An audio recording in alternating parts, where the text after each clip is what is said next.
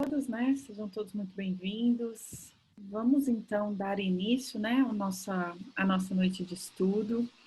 Então, eu queria convidar todo mundo para fechar os olhos, né, para que possamos iniciar com a nossa prece, levando o nosso pensamento ao nosso amigo Mestre Jesus, esse irmão mais velho que está sempre conosco, nos acompanhando, nos amparando, a todos os nossos amigos espirituais, os nossos mentores, os amigos que nos acompanham, aos que vieram também assistir e aprender conosco, pedindo que nesse momento possamos unir as nossas melhores vibrações com os nossos corações cheios de alegria, de gratidão por esse momento,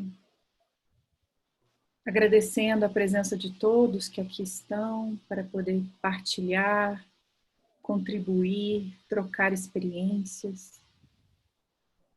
E Mestre Jesus, sabemos que o Senhor segue conosco, e que quando um ou mais está reunido em Teu nome, o Senhor ali está, e que o nosso coração possa ser terreno fértil, Senhor Jesus, para que as suas lições possam germinar dentro de cada um de nós, que o teu amor possa ser essa luz que nos guia nos dias fáceis como nos dias difíceis, e que assim, Jesus amigo, com teu ensinamento possamos moldar os nossos pensamentos, deixando sempre voltado para o alto, para o bem, para que possamos seguir aí avante, nessa nossa jornada, nessa nossa encarnação,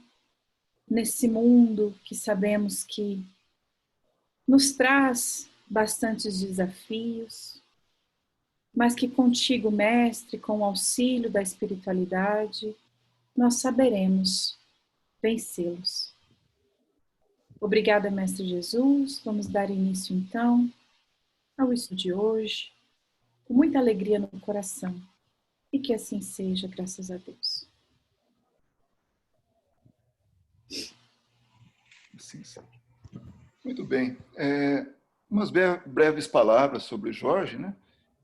Jorge Elahá na formação profissional dele, acadêmica, é engenheiro eletrônico pela Universidade Federal do Pará, é mestre em administração pela Universidade Federal de Rondônia, também analista do IBGE, é espírita desde o ano de 1980. Atuou em grupos de jovens e atua desde 87 na Federação Espírita de Rondônia, nas áreas de estudo doutrinário e de unificação do movimento espírita. Ele está falando de Porto Velho e nos falará hoje sobre a transição planetária. Jorge, seja muito bem-vindo e, mais uma vez, muito obrigado por aceitar o nosso convite, assim como obrigado a todo o grupo que está aí ouvindo você, por estar conosco nesta tarde, noite ou madrugada, dependendo de onde as pessoas estiverem. Muito obrigado. Olá para todos, uma boa tarde, uma boa noite e uma boa madrugada para todos nós que estamos nesse momento ligados através da internet, por esses canais extraordinários que nós possuímos hoje para a nossa comunicação e para a divulgação da doutrina espírita. O nosso objetivo hoje é nós trabalharmos efetivamente com relação a um dos temas mais interessantes que a doutrina espírita nos apresenta, seja pela riqueza daquilo que ela traz, seja pela nitidez do entendimento que o espiritismo oferece sobre esse tema, e seja também pela oportunidade de estudarmos isso exatamente no momento histórico que nós estamos vivendo dentro do nosso planeta. Estamos falando especificamente de um dos temas mais debatidos dentro do movimento espírita atual, chamado a transição planetária. Este conceito transição planetária é um conceito tipicamente espírita e que nós não encontramos com facilidade em outras doutrinas, até mesmo as doutrinas assemelhadas à doutrina espírita, com os conceitos de evolução e os conceitos relativos aos aspectos da reencarnação. Porque é um termo cunhado por Allan Kardec à época em que estava trabalhando o processo de entendimento e codificação da mensagem espírita. Apesar desse termo, transição planetária, ser um termo tipicamente espírita, ele não é um conceito que podemos dizer que ele existe apenas dentro da doutrina espírita. Porque nós já encontramos discussões a esse respeito muito antes do surgimento da mensagem espírita. O judaísmo, por exemplo, que é a primeira doutrina monoteísta sobre o planeta, ela também fala de uma transformação do mundo, de uma mudança, de um mundo novo, de uma nova era. Mas essa nova era, para o judaísmo, ela se dá a partir da chegada do Messias para o nosso mundo. Essa é a razão pela qual os judeus, analisando seus textos, dizem que o Messias ainda não chegou, porque a chegada dele marca o início de uma nova era para o planeta de paz, prosperidade, harmonia, e como isso não se deu até o momento, então, no conceito judaico, o Messias ainda não teria vindo. O cristianismo também possui muitas informações a respeito desse fenômeno de mudança do nosso planeta. A primeira informação que nós iremos obter sobre esse assunto, ela aparece especificamente no Evangelho de Mateus. Quando nós nos debruçamos sobre o livro de Mateus, nós vamos encontrar no capítulo 22 da obra um discurso longo que Jesus faz.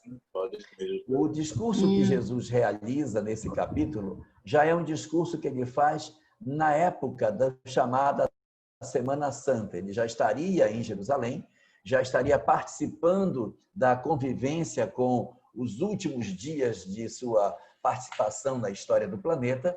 Então, Jesus, à porta do templo, faz o discurso. É um discurso longo, não tão longo como o discurso primeiro que ele fez, que é o Sermão do Monte, que o próprio Mateus registra em 3 capítulos. O sermão profético, que vai ser o último, um abre sua vida pública, o outro fecha sua vida pública. Então, o sermão profético é bem diferente, porque é um sermão marcado por uma tônica distinta daquela que estava presente no Sermão da Montanha, que era um sermão cheio de consolações, cheio de mensagens extremamente confortadoras. O sermão profético fala do futuro da humanidade e apresenta um cenário complicado para o futuro do nosso planeta.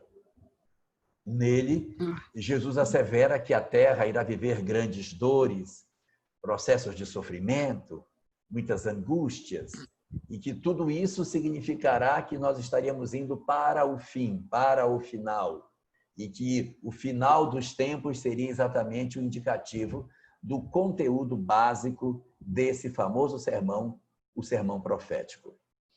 Mas a obra que iria apresentar essa questão do futuro da humanidade de maneira mais detalhada na ótica cristã seria o último dos livros que compõem o Novo Testamento. O Novo Testamento é composto de 27 obras, 27 livros, cada um com um contexto diferente, e o último desses livros é chamado Apocalipse, em língua portuguesa. Mas se nós formos procurar esse mesmo livro em outros idiomas, ele não é chamado de Apocalipse. Por exemplo, em inglês, ele é chamado o Livro da Revelação. E assim aparece em várias outras traduções de vários outros idiomas. O Esperanto também chama essa obra de A Revelação. Por que isso? Porque a palavra Apocalipse, em grego, significa revelação.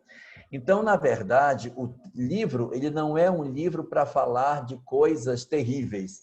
Ele é um livro para revelar as coisas. Só que, em português, por algum motivo, as pessoas preferiram não traduzir o nome da obra e ela permaneceu com o título em grego, Apocalipse. Isso levou, de certa maneira, em língua portuguesa, as pessoas acharem que Apocalipse significa desgraça. E as pessoas dizem, nossa, mas isso aí é uma fala apocalíptica. A fala apocalíptica é uma fala reveladora. Ela não é uma fala desgraçadora ou infelicitadora. Mas Apocalipse, na nossa leitura comum, acabou tomando o lugar de coisas terríveis, de informações extremamente drásticas. E, na verdade, não é exatamente isso que o livro Apocalipse contém. A obra Apocalipse é uma obra dividida em 22 capítulos e ela está contida dentro do Novo Testamento e ela pode ser observada como se ela fosse composta de 3 partes. A primeira parte dessa obra fala de um julgamento, do cenário de um julgamento que vai acontecer, em que o próprio Cristo comparece, envia carta para as igrejas iniciais do cristianismo primitivo. Então, faz todo um cenário. E aí, inicia-se a segunda parte desse livro, que é a abertura do livro da vida. O livro da vida tem 7 selos. Então, vai se abrir o primeiro selo, aí abre o primeiro selo, acontece uma coisa. Abre o segundo selo, acontece uma segunda coisa. Terceiro selo, quarto selo. Quando chega no quinto selo, o quinto selo também é chamado de primeiro ai. Quinto selo é o primeiro ai. O sexto selo é o segundo ai. E o sétimo selo é o terceiro ai. E para fazer mais suspense ainda, o terceiro ai, que é o sétimo selo, é subdividido em 7 trombetas. Então, quando abre-se o sétimo selo, que é o terceiro ai, um anjo toca uma trombeta. E depois que toca essa trombeta, acontece mais alguma coisa. Toca a segunda trombeta. Então, vão ter 7 trombetas dentro do terceiro ai, que é o último dos 7 selos do livro da vida. Toda essa sequência de selos, de ais e de trombetas, são acontecimentos que vão trazendo sofrimento, dores, estrelas que caem, a lua vira sangue, o sol deixa de dar sua luz, acontecem guerras, mortes, gafanhotos aparecem, é um conjunto de sofrimentos. Mas quando chega nas últimas trombetas, ocorre um fenômeno muito interessante. As últimas trombetas se referem-se a uma batalha chamada Batalha do Armagedon. A Batalha do Armagedon é a luta do chamado bem contra o mal, de certa maneira, aonde os espíritos que representam o bem vão ter uma luta com os representantes do mal. E nessa batalha que acontece, o Cristo sai vencedor, o demônio, assim chamado dentro do texto, é vencido, e a Terra, então, indo para a última parte do texto, depois da Batalha do Armagedon, a Terra se apresenta renovada. É um local maravilhoso, sem a presença do mal, onde as pessoas vivem em paz e se constitui dentro do planeta Terra uma sociedade harmônica voltada para Deus e com as características que identificam tudo aquilo que nós gostaríamos que a nossa sociedade fosse. Então, a bem da verdade, o Apocalipse ele não traz uma notícia ruim. É que a gente se fixa muito na parte dos ais, dos sofrimentos, das angústias. Mas é uma história de final feliz, que nós poderíamos até comparar com a Semana Santa. Que as pessoas adoram se fixar na Semana Santa no quê? No momento da crucificação, no martírio do Cristo, seu flagício. Mas a gente acaba não se concentrando na maior das mensagens do período da chamada paixão, que é a ressurreição do Cristo. A comprovação da imortalidade, da sobrevivência da alma e da impossibilidade da morte vencer os corações que se amam. Então, essas informações, que são a vida, elas acabam tomando menos espaço porque nós adoramos ficar fixados naquilo que é negativo. A mesma coisa acontece no Apocalipse, em que nós nos debruçamos sobre a obra assustados com a parte referente aos sofrimentos que estão ali citados, e não nos atentamos para o final feliz que a história possui, na qual o mal é vencido pelo bem e, portanto, a Terra se transforma num lugar muito melhor para que nós possamos habitar. Esta é a visão que o cristianismo, de certa maneira, o cristianismo clássico, possui sobre essa ideia das transformações que o planeta pode vir a passar nos próximos tempos, no chamado final dos tempos. Mais especificamente, observando o que a literatura espírita dispõe sobre o assunto, nós podemos enveredar por caminhos muito mais ricos e detalhados e retirando informações extremamente preciosas para um entendimento mais nítido conforme aquilo que a literatura espírita dispõe sobre esse assunto e que nos oferece um manancial enorme de informações profundamente consoladoras a demonstrar para nós que todas as coisas seguem o ritmo e o padrão estabelecidos pelo Senhor do universo, o Senhor de todas as coisas, o Criador, Deus. Então, o que fala o Espiritismo sobre isso? Detalhes sobre essa questão de transição planetária, nós iremos encontrar, de certa maneira, na obra básica, em duas obras fundamentalmente. Uma delas, o Evangelho segundo o Espiritismo, de 1864, onde Allan Kardec faz um cenário dos mundos e fala sobre esse processo de evolução que eles atravessam, mas ele não é muito detalhado sobre isso. E uma outra obra que trata sobre isso, de maneira mais rica, sobre essa transição dos planetas, é a Gênese, de 1868, a última das obras básicas escrita por Allan Kardec. Então, nós vamos ter no Livro dos Espíritos alguns comentários curtos de alguns detalhes que só o Livro dos Espíritos possui e que às vezes nos passa despercebido. Então, agora, nós vamos mergulhar naquilo que Kardec nos coloca e vamos tentar costurar esse conhecimento para fazer um entendimento mais claro do que o Espiritismo nos propõe. A primeira informação que os Espíritos nos passam é que, ao contrário do que nós imaginamos, os mundos habitados no universo são incontáveis, porque assim como o Sol possui mundos em volta dele, as outras estrelas também possuem planetas em torno delas. E nesses planetas, comunidades espirituais também ali encarnam, num propósito de crescimento e de desenvolvimento espiritual, até porque os espíritos, eles não pertencem aos mundos. Nós não somos propriedades dos planetas. A questão 76 de O Livro dos Espíritos assevera que os espíritos são os seres inteligentes que habitam o universo. Nós habitamos o universo e não os planetas. Nós não pertencemos a um orbe particularmente. A nossa história não está jungida a um globo, a um orbe. Nós vivemos como seres do universo. E o que faz com que nós tenhamos determinadas características que nos fazem renascer em determinados planetas são duas situações diferentes. A primeira delas, o nosso grau de evolução. De acordo com o meu grau de evolução, eu sou propenso a reencarnar em um específico mundo. Se eu sou mais evoluído, eu tenho a tendência de encarnar em mundos mais evoluídos. E se eu sou uma alma ainda mais atrasada, eu tenho a tendência de encarnar no mundo mais primitivo.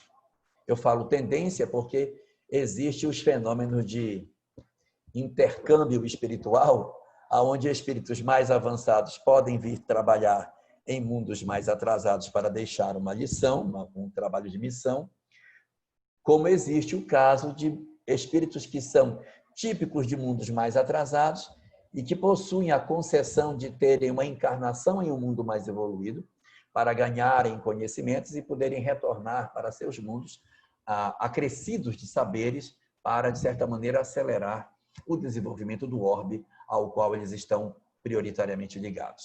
Então, duas características nos ligam aos planetas. Primeira delas, a nossa evolução espiritual. E a segunda, a vinculação com os nossos amores, o vínculo com os nossos amados. Porque no universo existem muitos mundos semelhantes à Terra. O que faz a gente encarnar aqui? O fato dos nossos amores estarem aqui.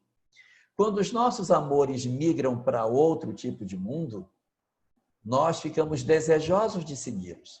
E nós iremos segui-los se a gente conseguir preencher a segunda característica, que é a evolução. Se os nossos amados evoluem e a gente não consegue, então a gente perde, ainda que temporariamente, a concessão de permanecer próximo dos nossos entes queridos, embora nós continuemos o nosso processo evolutivo no nosso ritmo, até que a gente consiga a concessão mínima suficiente para reingressar nas comunidades onde os nossos amados nos esperam com ansiedade, para que a gente possa se reunir e retomar a nossa história de maneira conjunta. Então, os mundos, eles existem no universo em graus de evolução distintos. E, por conta disso, Allan Kardec faz uma divisão, uma classificação desses mundos. No livro Evangelho segundo o Espiritismo, são apresentados apenas 5 tipos, mas o livro dos Espíritos apresenta um 6º tipo, que corre por fora desses 5.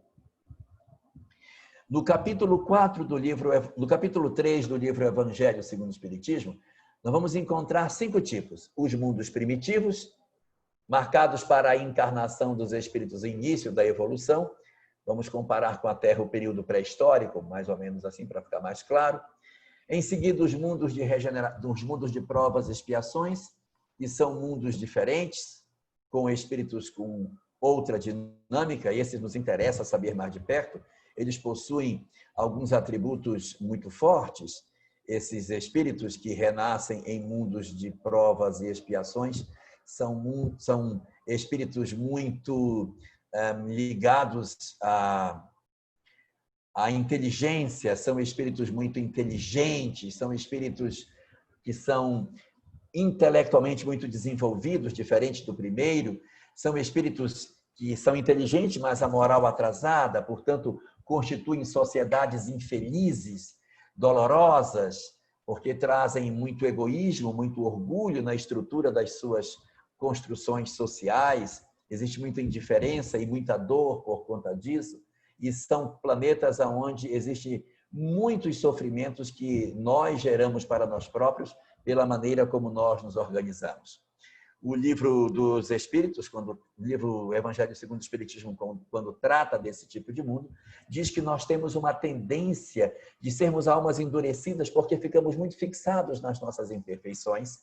E os Espíritos dizem que é como se algo nos fascinasse, é como se algo nos prendesse nesse grau de evolução e nós temos dificuldade de abandonar os nossos atrativos do mundo físico para poder avançar. É como se nós tivéssemos alguma espécie de droga que nos fixasse na condição espiritual que estamos, impedindo que nós avançássemos de maneira significativa. Isso aí, para os espíritos, poderíamos dizer que é como se fosse uma espécie de ópio. Ópio. Letra O com acento, letra P, letra I, letra O. Ópio.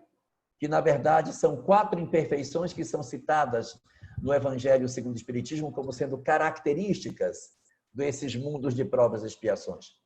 O de ódio, P de paixões, I de inveja e O de orgulho. São as 4 imperfeições que são citadas pelos Espíritos como sendo os qualificativos dos planetas chamados de provas e expiações. São também esses Espíritos citados no livro Evangelho segundo o Espiritismo como sendo espíritos exóticos. À primeira vista, quando se fala que eles são espíritos exóticos, nós achamos isso estranho. Por quê? Porque um espírito exótico parece assim um espírito estranho, esquisito. Mas não é esse o sentido que se quer dar para essa palavra. É que a palavra exótico, com o tempo, no português, ela foi como que perdendo um pouco o sentido que ela possuía. A palavra exótico, na verdade, se nós formos pensar pela leitura que nós podemos recolher do sentido mais próprio da palavra em si, exótico significa aquele que é de fora. Uma planta exótica é uma planta que é de outra região. Uma comida exótica é uma comida que é de outra região. Um espírito exótico é um espírito que vem de outra região. Os espíritos querem dizer com isso que é típico nos planetas de provas e expiações o tempo em que o planeta vive a condição de prova e expiação ser insuficiente para que ocorra o despertar do espírito.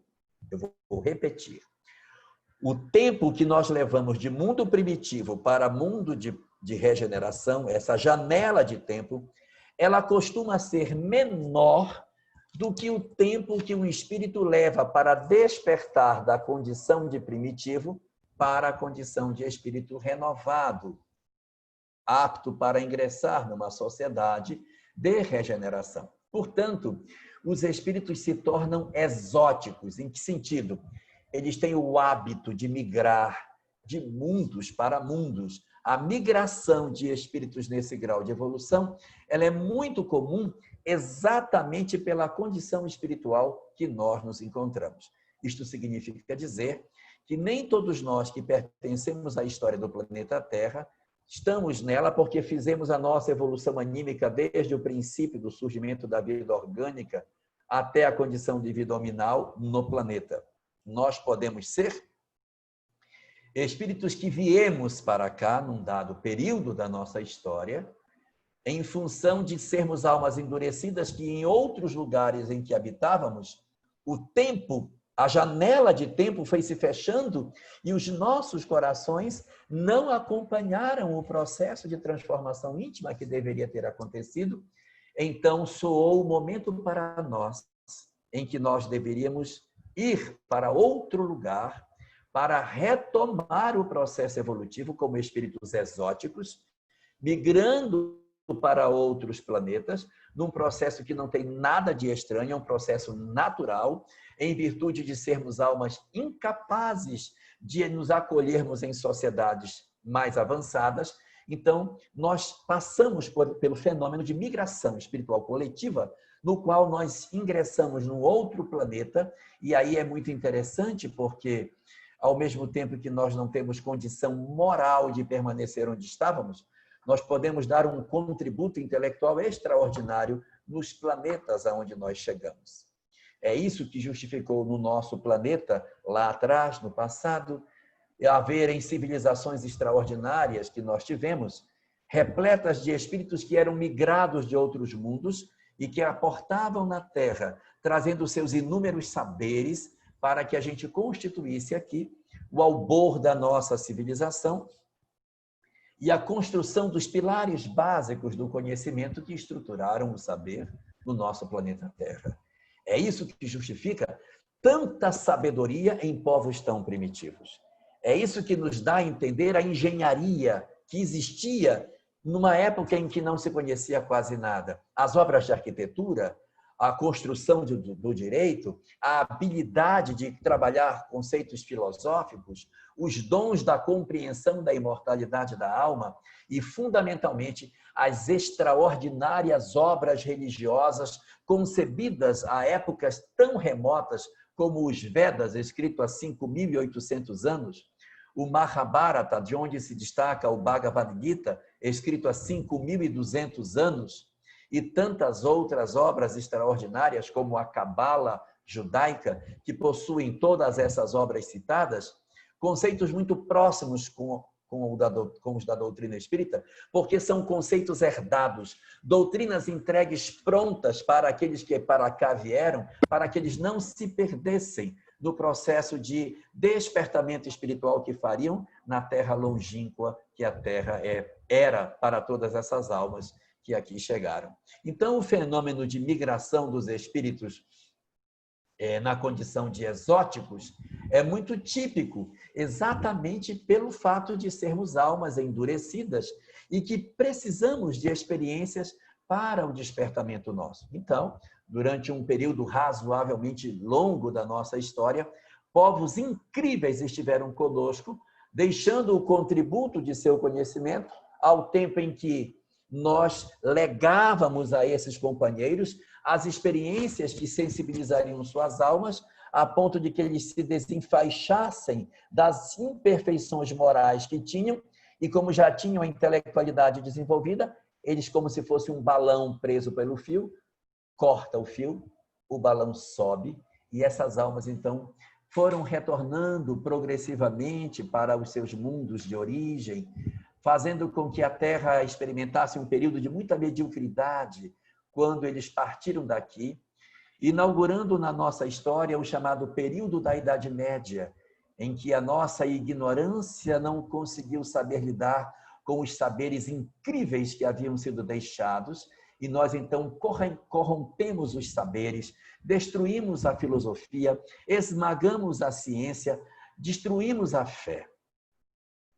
E construímos uma sociedade profundamente ignorante e infeliz, decorrente das dificuldades profundas de lidarmos com os inúmeros saberes, como se de repente crianças tivessem alcançado a condição de entrarem no laboratório de química sem saber o que faziam.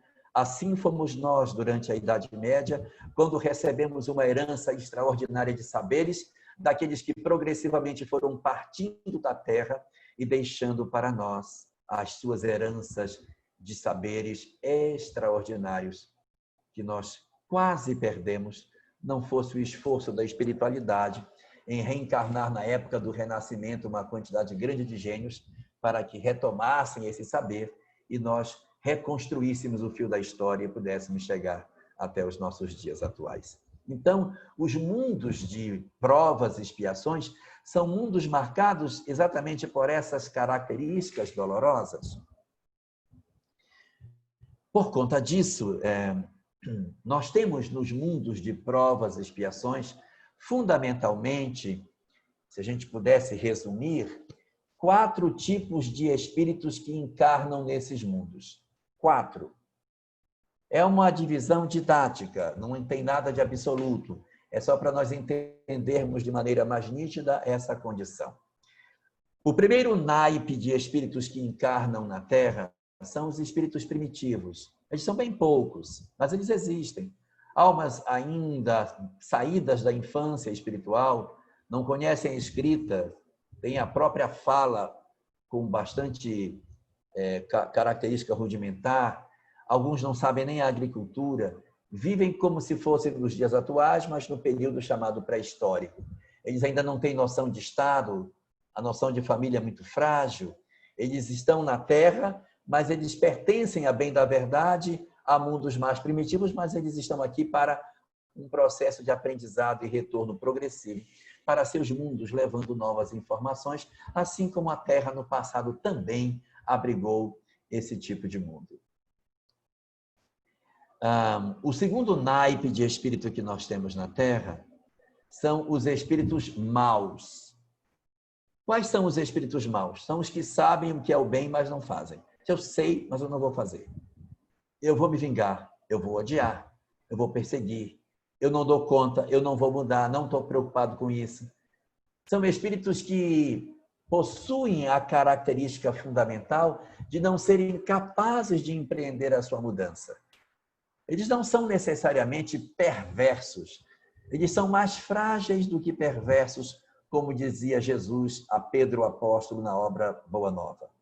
Então, é essa fragilidade que constitui uma quantidade muito grande de espíritos na Terra. A grande maioria dos espíritos que habitam os planetas de provas e expiações são espíritos dessa condição, espíritos maus, que entre a opção entre o bem e o mal, eles fazem a opção pelo mal, porque o mal parece mais imediato, o mal parece mais fácil do que a disciplina do bem, então eles fazem a opção pelo mal. Por eles serem muito numerosos e uma maioria esmagadora nos mundos de provas e expiações, os espíritos, ao conceituarem as sociedades dos mundos de provas e expiações, dizem que são sociedades onde o mal sobrepuja o bem. Não é que o mal sobrepuja o bem, é que os maus, com U, sobrepujam os bons. Existe muito mais gente má do que gente boa. Então, por haver essa coletividade dessa natureza nos mundos de provas e expiações, é que essas sociedades são assim. E é importante observar que as sociedades que constituem os mundos de provas e expiações não representam a verdade do universo. Eles não são a boa amostra daquilo que os espíritos são. É como se alguém visitasse uma cidade e medisse seus habitantes por aqueles que estão hospitalizados. Não faz sentido eu visitar uma cidade, andar só no hospital e dizer, nossa, mas essa cidade só tem gente doente. Porque eu fui num local onde realmente se reúnem os doentes. O universo é muito grande, é infinito. E a Terra abriga uma amostra desses espíritos que são enfermos, que são doentes, que são aqueles que fazem a opção pelo mal. E exatamente porque eles fazem a opção pelo mal, Deus, para o progresso deles, reúne essas entidades no mesmo espaço para que eles ali, convivendo, um lapide o outro, um acabe lapidando as imperfeições do outro, de tal sorte que a convivência dos maus vai dar como resultado o aprimoramento deles até que eles assim decidam. Enquanto eles decidirem pelo mal, permanecem no mal, permanecem na condição de provas e expiações, migrarão de mundos para mundos, não passarão para outra condição espiritual até que descubram que o bem é bom. Enquanto isso não acontecer, serão espíritos exóticos migrando de mundo para mundo na tentativa de se renovarem, e as leis nos esperarão pelos milênios afora até que aprendamos as suas regras e estejamos aptos para ingressarmos nas sociedades que podem receber aqueles que são almas renovadas do ponto de vista espiritual.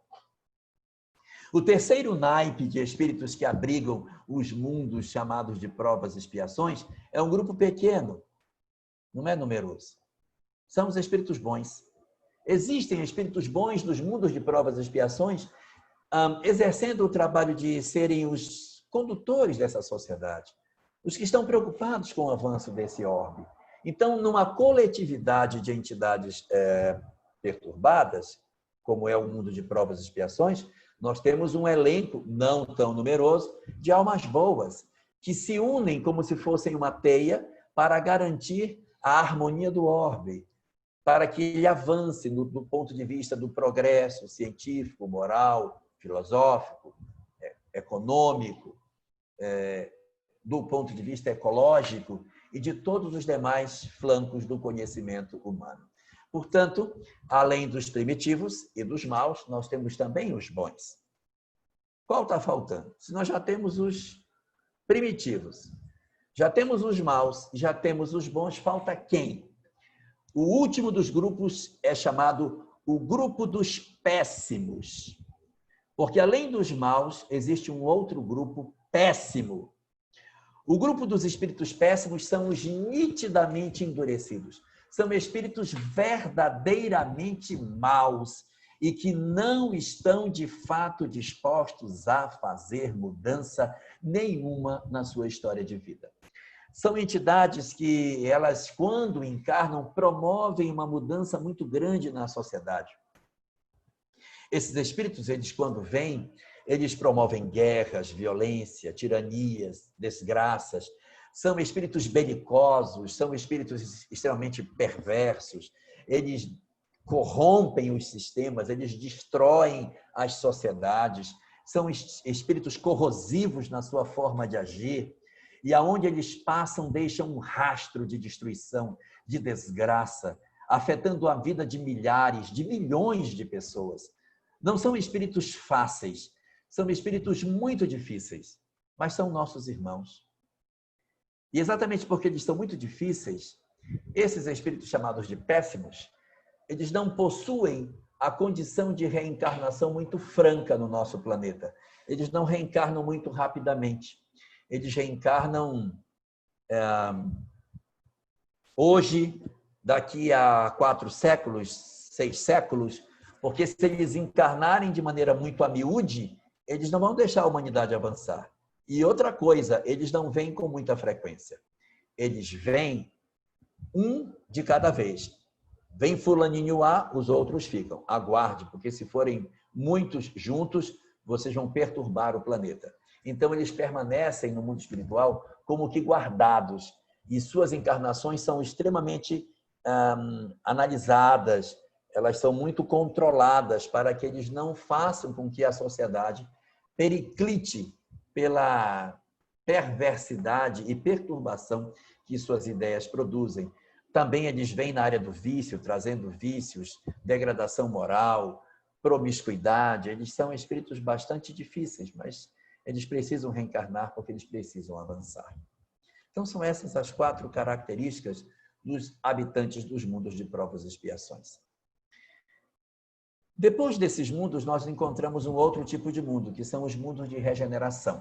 Está citado no livro O Evangelho segundo o Espiritismo, também no capítulo 3, e lá são apresentadas 7 características deles. Primeira, os corpos deles são semelhantes aos da Terra, não tem diferença. Corpo de mundo de regeneração não é de espírito sublimado, é igual ao nosso. 2, é uma sociedade em que eles sentem um alívio enorme, eles se comportam como se eles tivessem pulado um período difícil, eles estão agora aproveitando um período de paz. Característica número 3, não são mundos superiores. São mundos onde o espírito conseguiu entender que ele tem que mudar, mas os mundos não são de almas regeneradas. Ele é de mundos de regeneração. É onde os espíritos vão se regenerar, mas eles não estão ainda regenerados. 4ª característica é uma relação forte com o Criador. A fé é uma das coisas fortes nesses mundos, diferente dos mundos de provas e expiação, onde a descrença e a frieza são características muito fortes. 5ª característica, um senso de justiça, um desejo de uma sociedade mais igualitária, mais harmônica, onde a justiça social se faz de maneira mais nítida. Diferente dos mundos de provas e expiações, onde a desigualdade social ela ocorre e boa parte da sociedade é indiferente à dor do seu semelhante. 6ª característica, eles estão livres das paixões que corrompiam os corações dos homens. São aqueles que venceram o ópio, venceram o ódio, a paixão, a inveja e o orgulho. Quando nós vencermos isso, estamos aptos a sermos espíritos dos mundos de regeneração. E, por último, eles são falíveis. Eles podem ingressar no mundo de provas, de mundo de regeneração. Mas se eles não conseguirem se encaixar nesse modelo de sociedade, eles podem perder essa concessão e voltarem para encarnar em mundos de provas e expiações. Isso não está negando o princípio da evolução, porque todas as conquistas que eles tiveram continuam neles, apenas a sociedade em que eles habitam é que vai mudar em função do crescimento que eles não conseguiram fazer. A nossa questão começa daí para frente. Porque além desses mundos primitivos, mundo de provas e expiação, mundo de regeneração, há outros 2 mundos, que são os mundos superiores e os mundos celestiais, que nem é tão pouco que se sabe deles que a gente até nem se arvora a falar muito. Mas os mundos superiores são aqueles onde o bem sobrepuja ao mal e que hoje não nos interessa de maneira particular. Então, são esses 5. Mas eu disse que o Livro dos Espíritos falava de um que não estava nessa classificação. É verdade. Só o Livro dos Espíritos fala de um outro tipo de mundo, chamado mundos transitórios, não confundir com mundos de transição. Mundos transitórios são aqueles onde nem sequer existe a encarnação dos espíritos. São planetas onde a vida orgânica ainda nem começou. A Terra já foi isso. No período pré-cambriano, quando ela ainda era uma bola de fogo incandescente, e nós estávamos ainda nos períodos da chamada teoria heterotrófica da origem da vida, em que nós estávamos ensaiando a formação da vida orgânica para o surgimento das primeiras células no planeta. Então, no período anterior à encarnação dos espíritos, nesses planetas, nós estamos falando de mundos transitórios. Os espíritos não encarnam neles, apenas param, pousam e depois seguem. No futuro, eles vão começar a ser mundos primitivos, depois segue a sequência.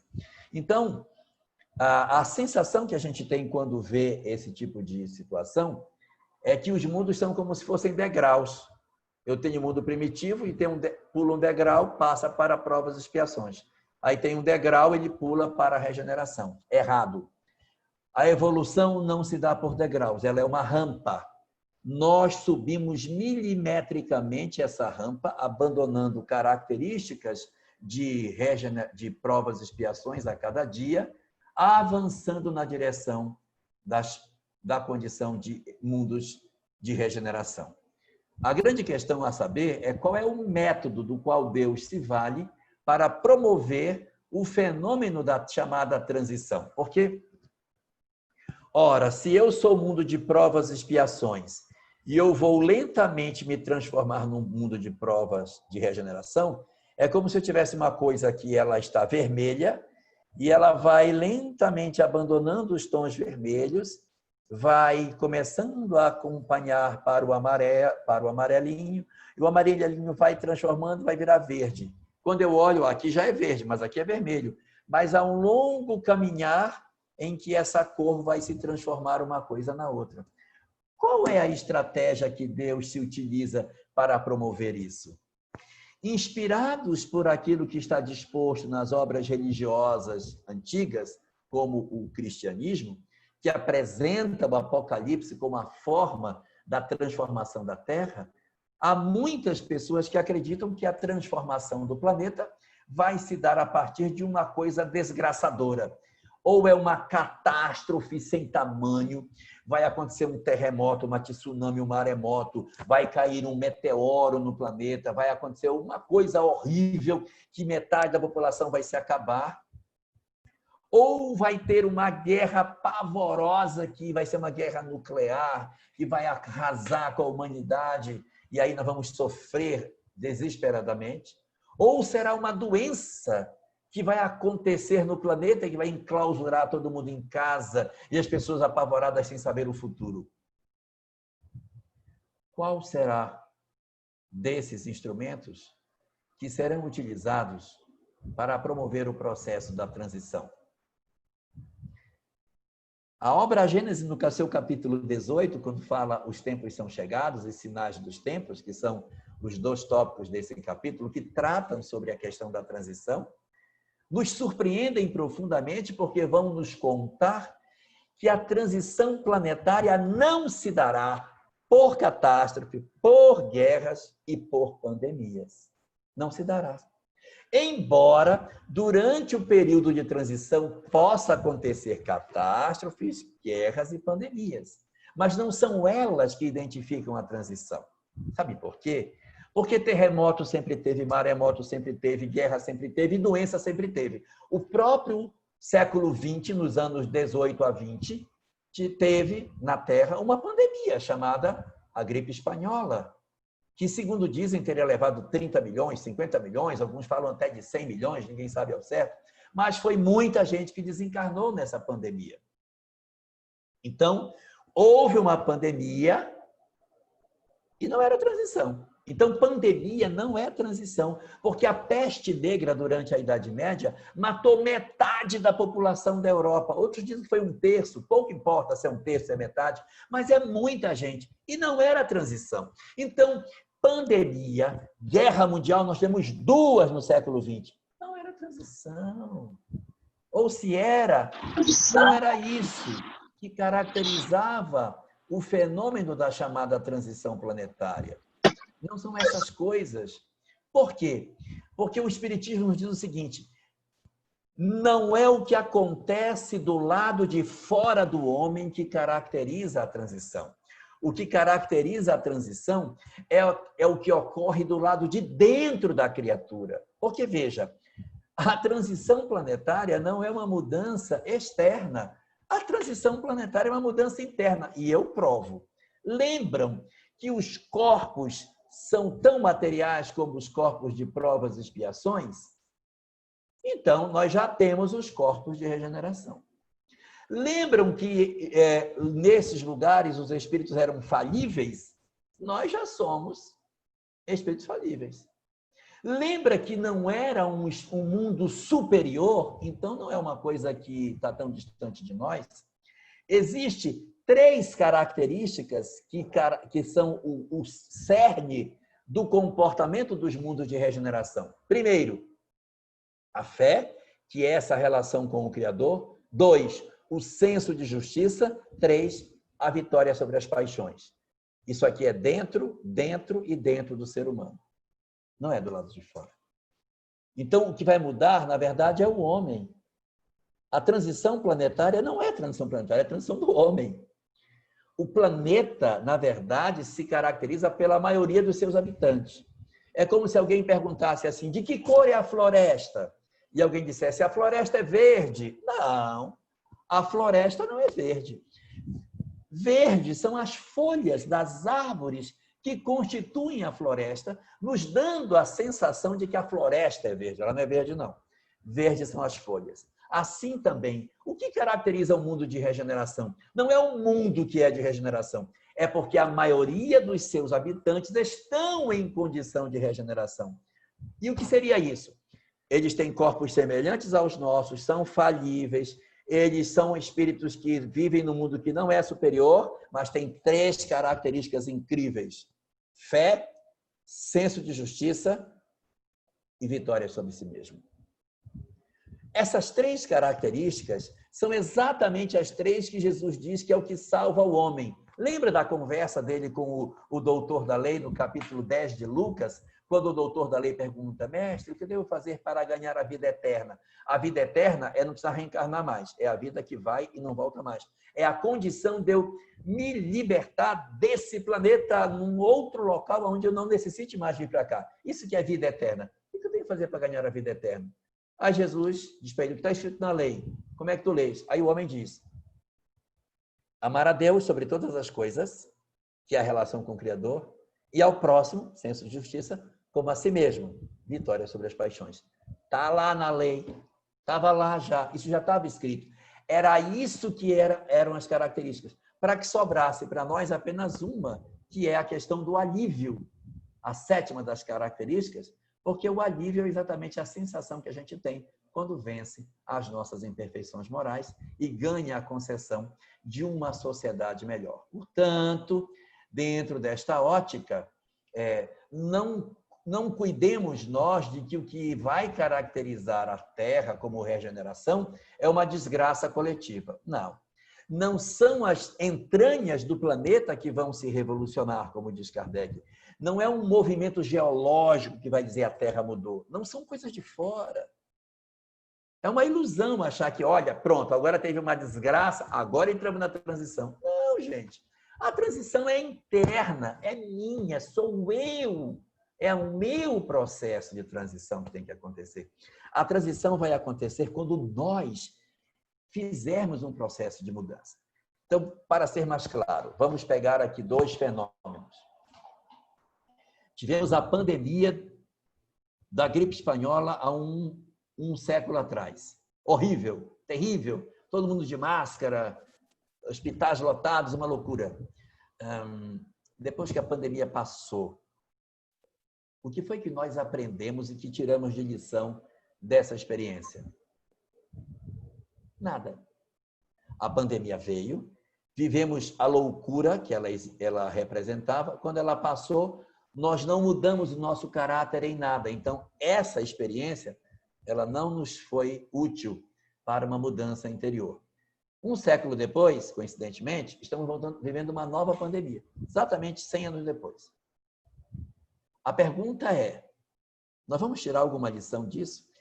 Se nós não tirarmos nenhuma lição disso que estamos vivendo, essa pandemia não aproveitou para nós.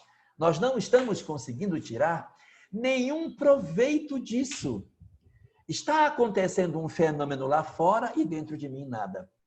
Lembremos nós que o reino de Deus está dentro de vós. É dentro que se opera o processo de transformação da nossa humanidade. Então, o que se espera para esse período de transição é o despertar da sensibilidade do homem. É bem provável que essa pandemia deixe em nós algumas reflexões. O fato de estarmos em casa, o resgate das relações familiares, mais tempo para a pessoa ficar com ela mesma, os processos de autoconhecimento que estão surgindo, tudo isso são lições maravilhosas que nós estamos tirando desses períodos de pandemia. Eu sei que tem os óbitos, eu sei que tem as falências, as tristezas e todos os sofrimentos que decorrem de todos esses fenômenos. Mas é importante nós observarmos a longo prazo o que a sociedade como um todo, o que a humanidade vai retirar de lição de tudo isso. É o amadurecimento das nossas condutas diante daquilo que nos ocorre que demonstra que nós estamos efetivamente despertando para um fenômeno de transição. Então, esqueçamos o que ocorre fora e pensamos no que ocorre dentro. É isso que vai ser a nossa transição. E aí, do ponto de vista mais técnico, que a gente tem muitas curiosidades, né? Vamos ver o que de curiosidades técnicas está registrado nas obras espíritas sobre o que ocorre durante esses períodos da chamada transição. O que é que, de fato, se dá para que a gente consiga promover as nossas mudanças interiores. Então, é o seguinte.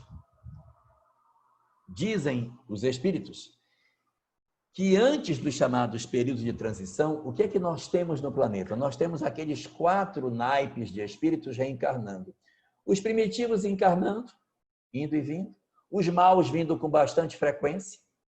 Os bons vindo com um afastamento grande entre 2 encarnações, porque os bons não precisam estar toda hora aqui. E os péssimos também com um afastamento entre as suas encarnações, porque senão eles desandam a história da humanidade.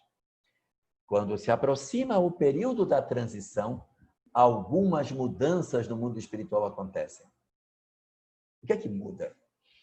Muda porque é necessário saber se realmente nós aprendemos as lições.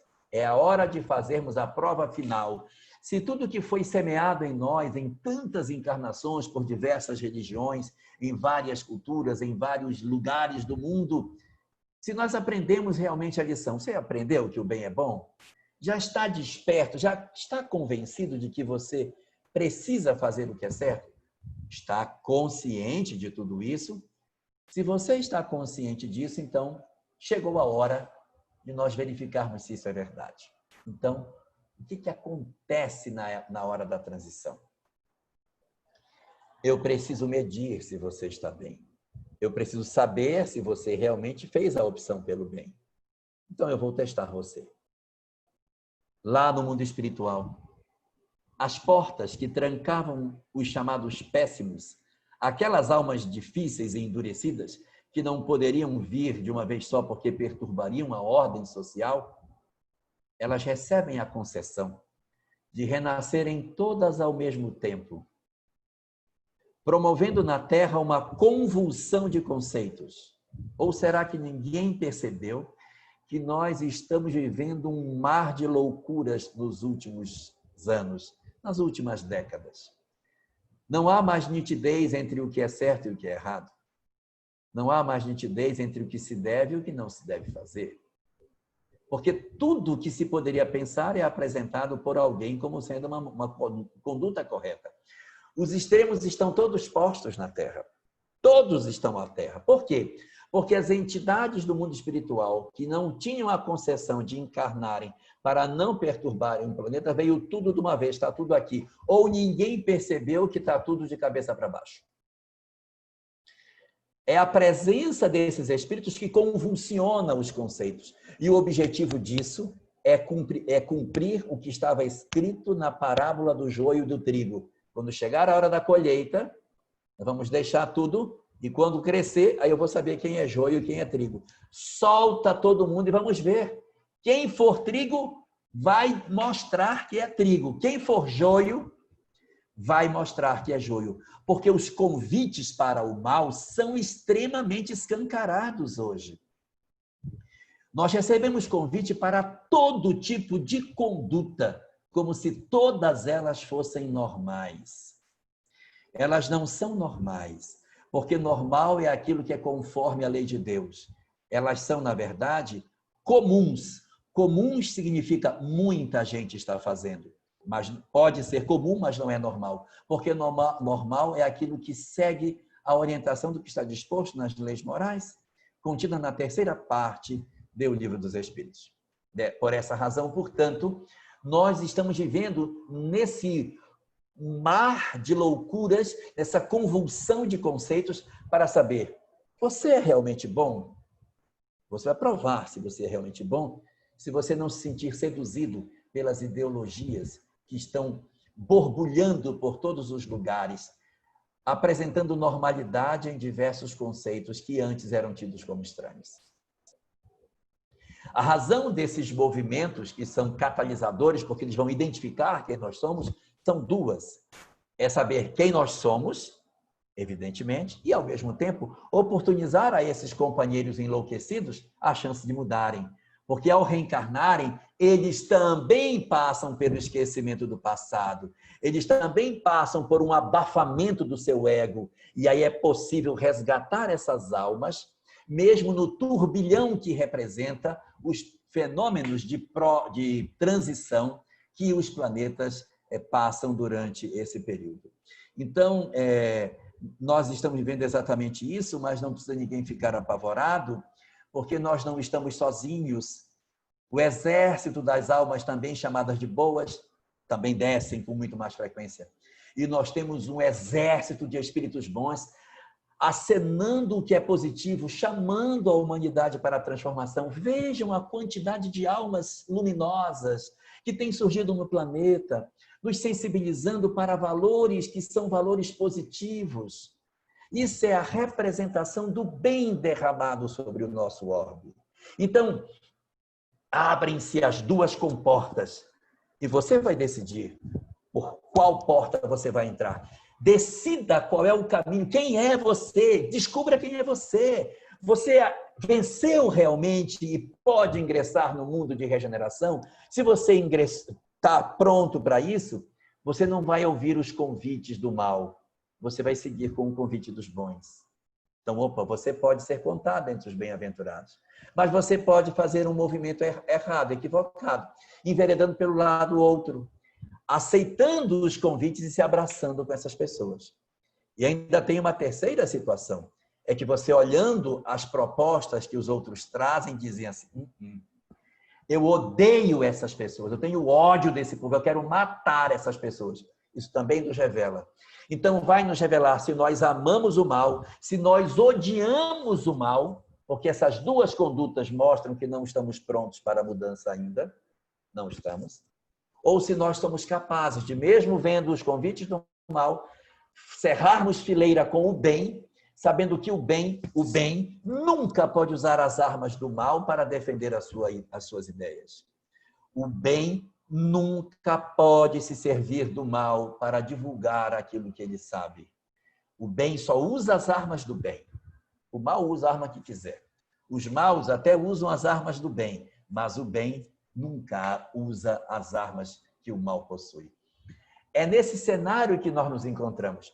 E nesse processo de transformação, os espíritos são identificados entre aqueles que permanecem no orbe e aqueles que vão seguir para outros lugares. Semelhante àquilo que está dito no Apocalipse, quando fala que no final dos tempos haverá a batalha de Armagedon. O que nós estamos vivendo é a batalha de Armagedon. O bem contra o mal está exposto.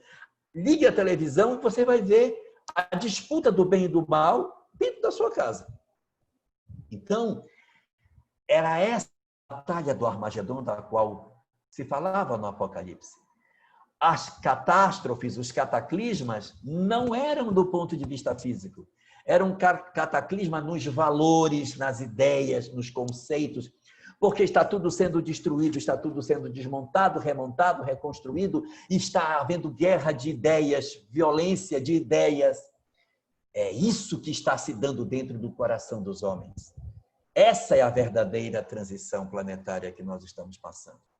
E quando esse fenômeno está acontecendo, os espíritos vão selecionando aqueles que não permanecerão mais no planeta e que serão retirados para construir novas sociedades em outros lugares, a ponto de nós podermos dizer que no passado houve espíritos que vieram exilados de outras estrelas para cá. E são muitos conhecidos pela obra de Emmanuel, uma estrela em particular que tinha um dos seus mundos que enviou vários espíritos para cá. Mas ela não é a única. Outros mundos também no universo possuem esse processo de transição e também migram aqueles que não conseguem acompanhar seu ritmo. Mas por conta dessa estrela ser muito conhecida, fala-se muito dos exilados de Capela, os migrados de Capela. Nós seremos, se não nos ajeitarmos do ponto de vista emocional, conhecidos como os migrados do Sol, os exilados do Sol. porque vamos abandonar aqui o nosso sistema, indo na direção de outro lugar onde a gente vai continuar o processo evolutivo que nos é próprio. Então, quais são as conclusões finais que podemos tirar de tudo isso? A primeira de todas elas é que, a despeito de tudo que nós pensamos, o nosso mundo não está à deriva. Essa aparente desordem que nós enxergamos é fruto da ordem. É um processo de aparente caos para revelar quem nós somos. Não tenhamos dúvida.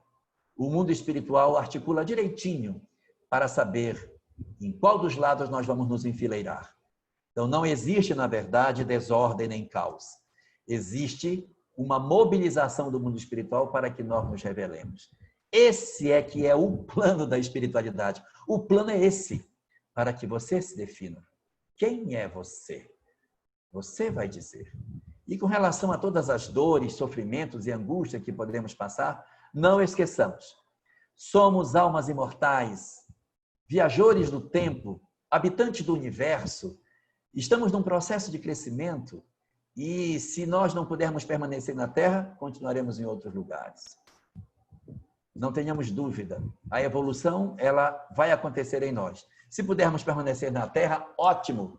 Fiquemos aqui para dar o nosso contributo na transformação desse orbe que está num processo belo de transformação. Mas se nós não conseguirmos, a lei possui mecanismos para que a gente aprenda em outros cantos. E não esqueçamos nunca que Deus nos reserva sempre, invariavelmente, o melhor a todo dia e a todo instante. E só para concluir as minhas palavras, eu quero lembrar que muito mais importante do que a transição planetária é nós exercermos a nossa transição para que nós sejamos habitantes típicos do mundo de regeneração. Porque se a Terra mudar ou não mudar, isso é menos importante. O mais importante é que eu mude. Então, paremos de nos preocupar tanto. Ai, meu Deus, tomara que a transição venha logo. Mude você. Transforme-se você naquele elemento que tem aquelas 7 características, das quais 4 delas são morais. A relação com Deus, o senso de justiça, a vitória sobre as suas paixões e a sensação de alívio. Que a gente foque nisso, porque se nós fizermos isso, nós estaremos mudando dentro e colaborando com o mundo. Não tem como mudar dentro sem colaborar com o mundo. Mas que a gente faça a mudança interior.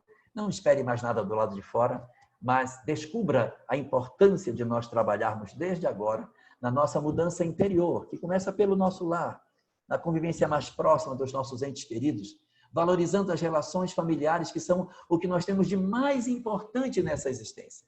E assim, a vitória que nós tanto buscamos, que às vezes queremos fazer fora do lar, está dentro de casa, nas relações com aqueles que Deus nos deu para conviver. Pensemos nisso, aproveitemos o momento e façamos tudo o que nós pudermos para dar o melhor contributo possível na mudança que o nosso planeta tanto espera para os dias atuais que nós vivemos. Jorge, deixa eu tomar um fôlego para falar alguma coisa aqui, porque realmente foi uma viagem para o interior nosso. Eu fico até com mais medo depois da sua palestra, né? Porque me conhecer a nós mesmos é muito difícil, dar de frente com a gente mesmo. A partir de agora, algumas pessoas vão fazer algumas perguntas, nós vamos respeitar as mãozinhas levantadas. Então, aqueles que simplesmente abrem o microfone e falam, por favor, vamos respeitar. O primeiro é o Fábio, depois é a Simone. O Fábio, que é de Belém do Pará, ele vai falar com você agora. Fábio? Oi, Elahá. Muito obrigado pela sua aula, né? De sempre.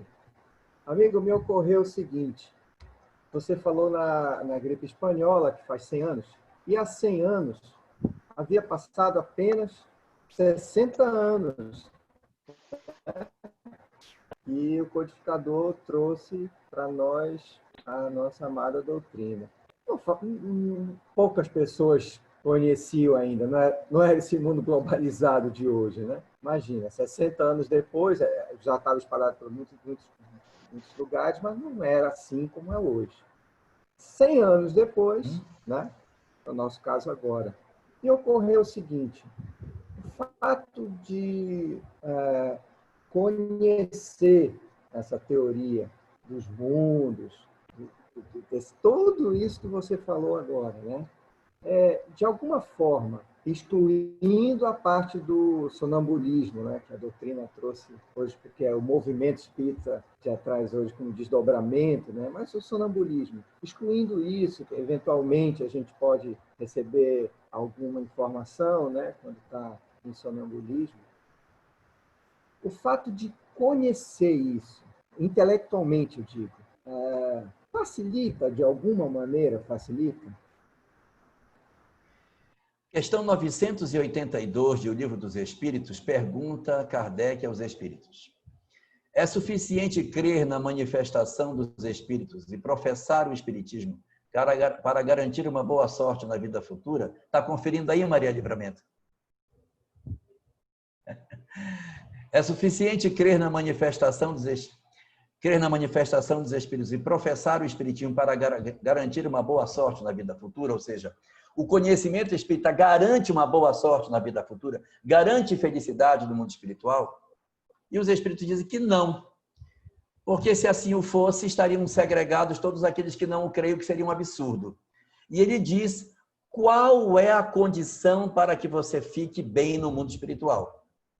A condição é a prática do bem.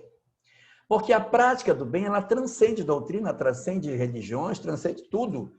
E o que ajuda na questão do conhecimento espírita? Ajuda porque nos facilita o despertamento, mas ela não é condição imperiosa para uma melhor situação no mundo espiritual. O que vai garantir realmente é a gente saber usar essa ferramenta. Então, o conhecimento espírita ajuda? Ajuda, mas ele não resolve. O que resolve é usar esse conhecimento para que a gente possa fazer o bem. Se eu fizer o bem, independente de ser espírita ou não tenhamos dúvida, está garantida a nossa boa sorte no mundo dos espíritos. Simone vai falar agora e depois a Marileide.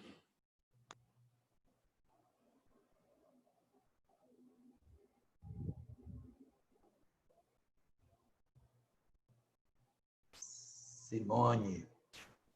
Seu microfone está desligado, querida. Ativar. Aí. Ativou? Ativou. Desculpa. É a transição planetária, que nem o senhor estava falando, que isso já vem há 100 anos atrás, com a peste negra, não é isso? E que Continue. isso tem que quem tem que mudar somos nós. Que isso é de dentro para fora. Não adianta a gente querer achar que tudo, que vai acabar essa pandemia, que todo mundo vai mudar ao mesmo tempo, que não vai acontecer isso. Certo. Porque nós temos que querer que tudo mude, né? Que nem a situação do governo, as pessoas. Qual é a minha pergunta? Isso vai levar bastante tempo ainda, porque eu acho que ainda falta bastante, né? Porque falta bastante discernimento das pessoas. Eu me fiz entender? Entendi. Ok, vou responder, ok?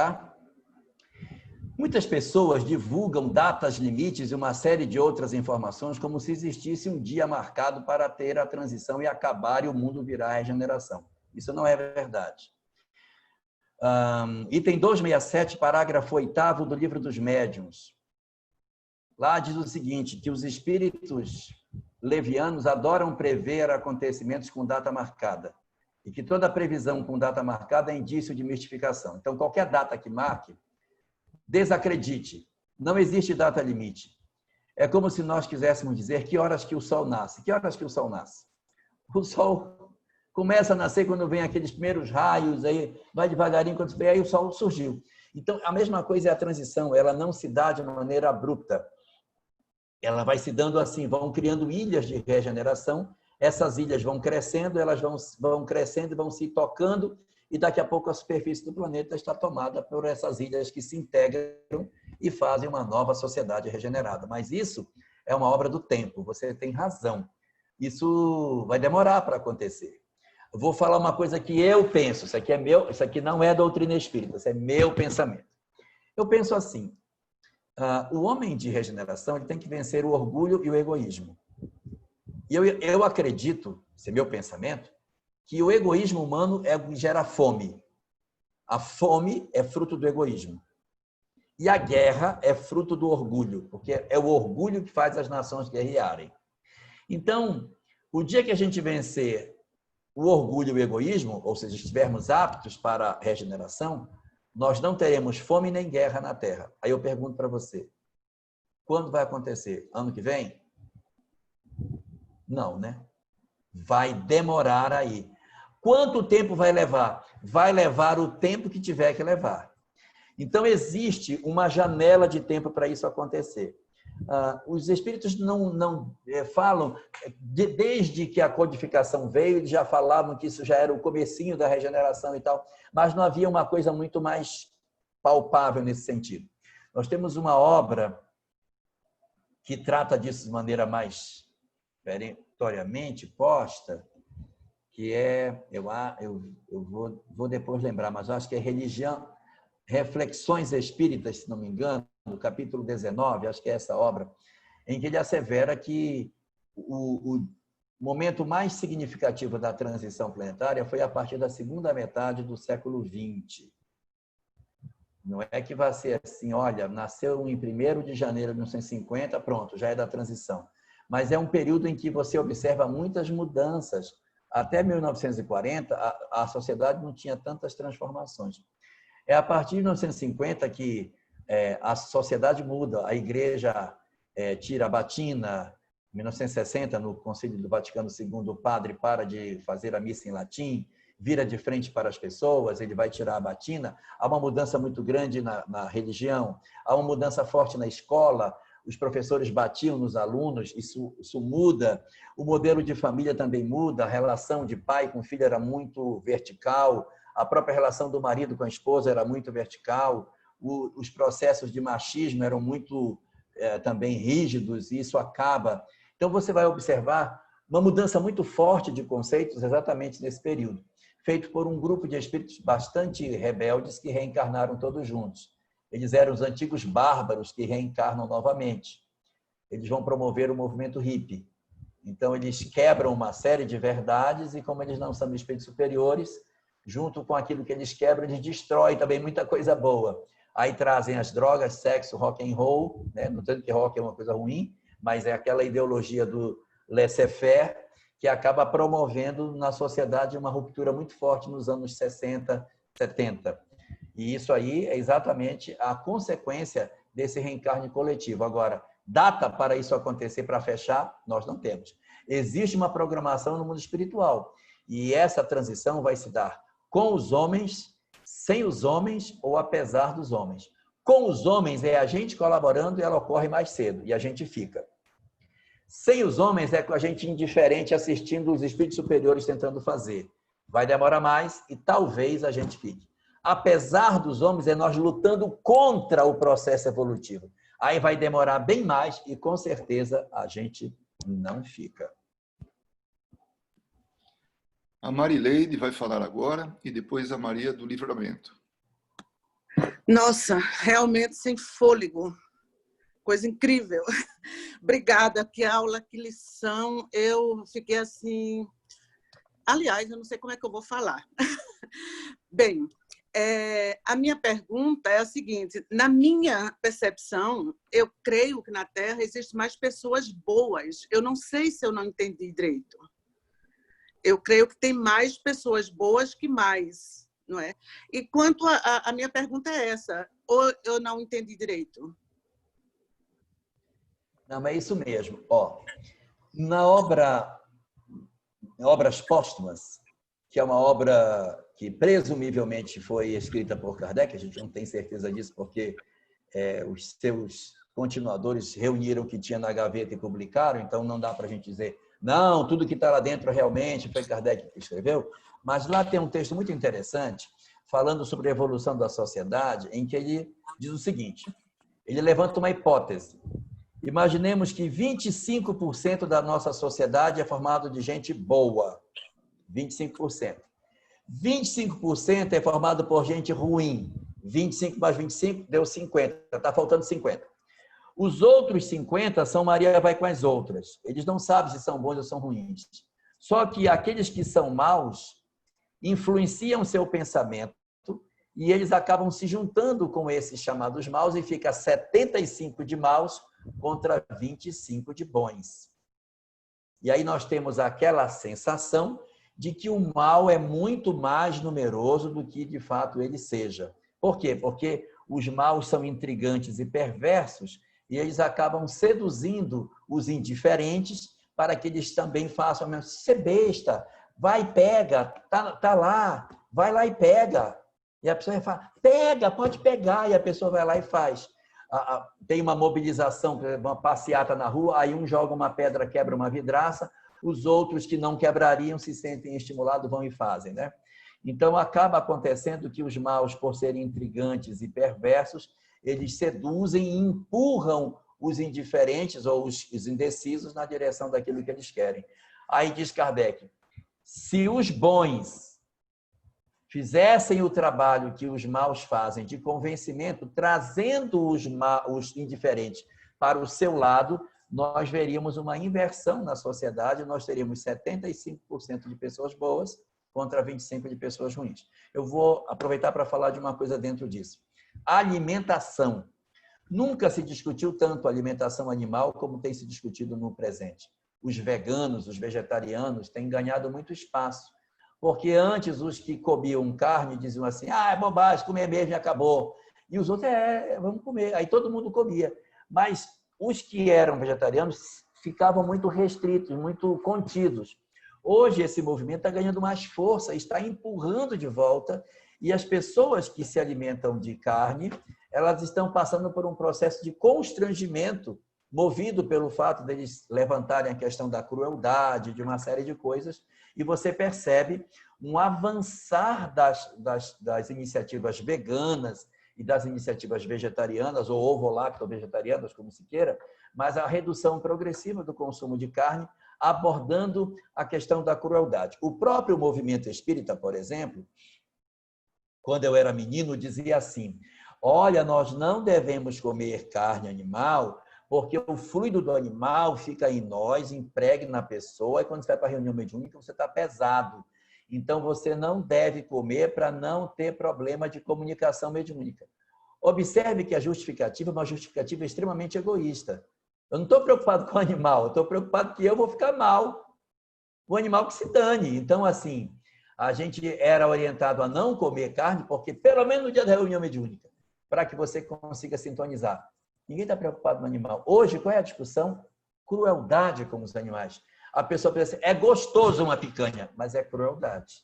Eu sei que é gostoso, mas a galinha também tem família. Então, quando você começa a entrar com conceitos que você tira de você o foco e começa a olhar o outro, é uma outra forma de enxergar e faz parte de um processo de amadurecimento. Então, você pergunta se os bons são maioria ou não. A obra espírita diz que, nos mundos de provas e expiações, os maus ainda preponderam. Mas eles, como são intrigantes e perversos, eles fazem-se parecer muito mais numerosos do que eles são. Se você perceber, a nossa sociedade, você na sua casa, tranca a porta, tranca a janela, tranca isso, por causa do ladrão, do isso, daquilo, que são um percentual mínimo dentro da sociedade. Então, é um percentual muito pequeno que apavora toda a coletividade, porque são intrigantes e perversos e levam sua perturbação para uma quantidade muito maior de pessoas. Quando os bons se juntarem e quiserem fazer a reversão desse processo, eles com certeza conseguirão influenciar muito melhor a nossa sociedade. Nós temos agora a Maria do Livramento. Obrigada. A Livramento vai falar e a última questão antes do fechamento. Então é só para revelar que em francês o Apocalipse está dizendo aqui que é na Bíblia, a Bíblia de Jerusalém, está dizendo que é uma revelação feita de Deus para os homens. E também... Como é o nome do Apocalipse em francês? Apocalipse. Você sabe? Exato. É Apocalipse, né? Igualmente. Exato. Eu falei em português ou em francês? Que dúvida. Pois é, a revelação do... Então. E a outra coisa que eu achei muito interessante é sobre essa famosa nossa mudança. Desde quando eu comecei a estudar o Espiritismo, eu sempre disse assim, eu quero estudar o Espiritismo não para ir para o nosso lar, mas para ir trabalhar no umbral. E muitas pessoas dizem, até louca de fazer isso. Eu digo, sim. Porque sim. Para que eu quero ir para o nosso lar? Aí todo mundo achava isso uma loucura minha. E eu tenho uma amiga que você conhece, pensa que nem eu. Então, eu acredito que é a partir do momento que a gente tiver essa consciência que temos de trabalhar para ir trabalhar no umbral. Temos de estudar aqui nessa vida para ir ajudar nossos irmãos no umbral, que aí a gente vai começar a mudar. Eu acredito que é assim que faz a mudança. E o que me levou a pensar isso? Foi o livro Jesus no Lar, o capítulo 25, A Visita da Verdade. Eu acho linda essa história, e é um homem na caverna que tem toda aquela história, e aí Deus manda 3 coisas.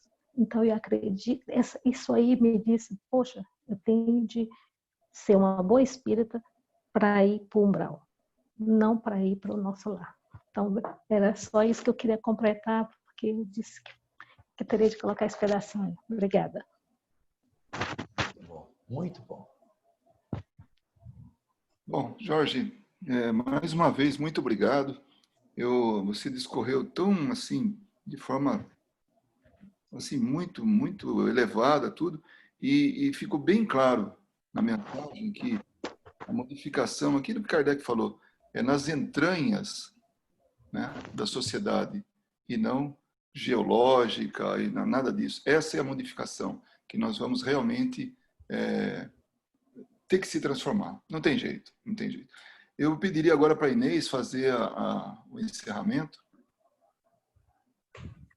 Jorge, que maravilha de oratória, de palestra, não tem nem como agradecer.